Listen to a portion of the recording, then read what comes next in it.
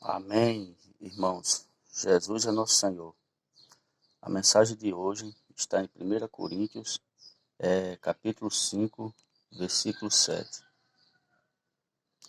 Lançai fora o velho fermento, para que sejais vossa nova massa, como sois de fato sem fermento, pois também Cristo, nosso Cordeiro Pascual, foi imolado.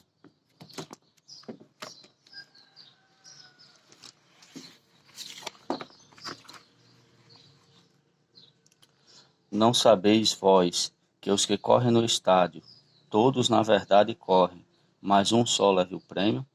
Correi de tal maneira que o alcanceis. Correi de maneira a alcançar o prêmio. Todos aqueles que creram no Senhor Jesus e nasceram de novo, entraram no reino de Deus. Mas a manifestação do reino dos céus é para aqueles que cresceram em vida, os quais o terão como galardão. Vimos que os injustos não herdarão o reino de Deus. Os injustos são aqueles cristãos que não praticam a justiça de Deus, ou seja, não vivem de acordo com a sua palavra.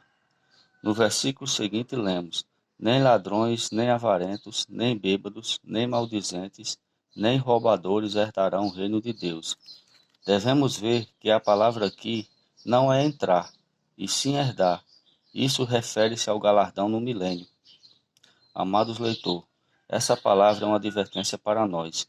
Se você fala mal dos irmãos, não herdará o reino de Deus. Veja que Paulo colocou na mesma categoria os maldizentes, idólatras e fornicários. Essa mesma advertência se repete em Gálatas e em Efésios. Como vimos ontem, quando fomos salvos para sempre. Contudo, se praticamos as boas obras da carne, não herdaremos o reino de Deus. Por isso, corramos com perseverança a carreira que nos foi proposta. Corramos para vencer, para herdar o prêmio e entrar na manifestação do reino dos céus, que ao final da maratona possamos dizer como Paulo: eu completei a carreira. O apóstolo utilizou a história do povo de Israel para ilustrar a corrida de qual falara. Vejamos agora os 2 primeiros versículos. O capítulo seguinte: ora, irmãos, não quero que ignoreis que nossos pais estiveram sob a nuvem, e todos passaram pelo mar, tendo sido batizados, assim na nuvem como no mar, com respeito a Moisés, quando o povo de Israel era escravo no Egito, sob a servidão de Faraó. Clamou a Deus, levou 80 anos para levantar Moisés, a fim de libertá-los. Ao saírem do Egito, comeram a Páscoa, e naquela noite os primogênitos dos egípcios foram mortos pelo anjo exterminador. Nas casas dos israelitas, entretanto, isso não ocorreu, pois havia sangue nas portas. Assim o exterminador não entrou ali para feri-los. Após comer da carne do cordeiro, pães asmos e ervas amargas, o povo de Israel saiu às pressas, saqueando o Egito e partindo em direção à terra de Canaã. Decorrido um tempo, Faraó arrependeu-se de tê-los deixado ir, e enviou o seu exército para persegui-los. O povo de Israel, ao se deparar com o Mar Vermelho, clamou a Deus, que abriu o mar. Eles cruzaram-no a seco e chegaram ao outro lado.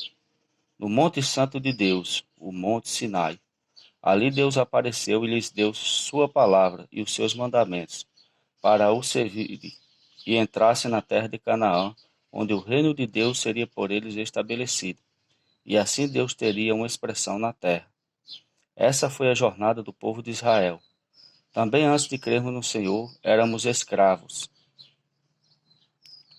do pecado, mas um dia invocamos o seu nome e comemos na Páscoa. Fomos salvos, batizados, cruzamos o Mar Vermelho e recebemos de Deus. Hoje o desejo do Senhor é que todos nós, corporativamente como seu exército, entremos na boa terra de Canaã, que representa o Cristo todo inclusivo. Aleluia. Em Êxodo lemos que o Senhor ia diante do povo de Israel durante o dia numa coluna de nuvem, para os guiar pelo caminho, e à noite numa coluna de fogo, para os alumiar, a fim de que caminhassem de dia e de noite.